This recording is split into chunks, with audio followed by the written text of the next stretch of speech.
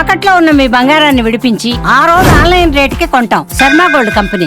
సెలబ్రిటీల చుట్టూ ఫ్యాన్స్ తో పాటుగా శత్రువులు కూడా ఉంటారు. వారిని బ్లాక్మెయిల్ చేయడం, బెదిరించడం లాంటివి చేస్తుంటారు. ఇలాంటివి బాలీవుడ్ కి కొత్తేం కాదు. ఇందులో భాగంగా తాజాగా హీరో సైఫ్ అలీ ఖాన్ ఇంట్లో దుండగులు ప్రవేశించి అతనిపై దాడి చేసి కత్తిపోట్లకు కారణమయ్యారు. దీంతో సైఫ్ ను ఆసుపత్రికి తరలించగా మొత్తం 6 కత్తిపోట్లు దిగినట్లు వైద్యులు వెల్లడించారు. అంతేకాదు 2 సర్జరీలు నిర్వహించి కత్తి ముక్కను బయటకు తీసినట్లు సమాచారం. ప్రస్తుతం సైఫ్ అలీ ఖాన్ ఆరోగ్యం నిలకడగా ఉందని వైద్యులు తెలిపారు.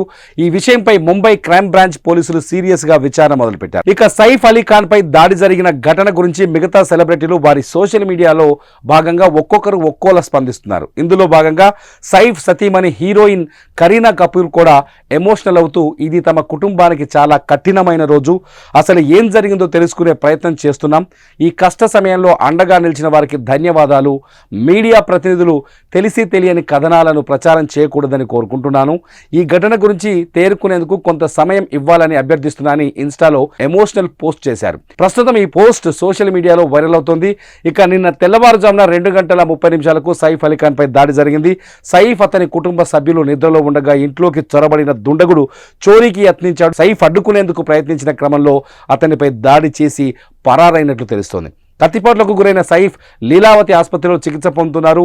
ఎలాంటి ప్రాణాపాయం లేదని వైద్యులు ప్రకటించారు. అయితే ఇలాంటి సంఘటనలు ఒక బాలీవుడ్కు మాత్రమే కాదు, ముంబైలో పారిశ్రామికవేత్తలు కూడా ఎదుర్కొంటున్నారు.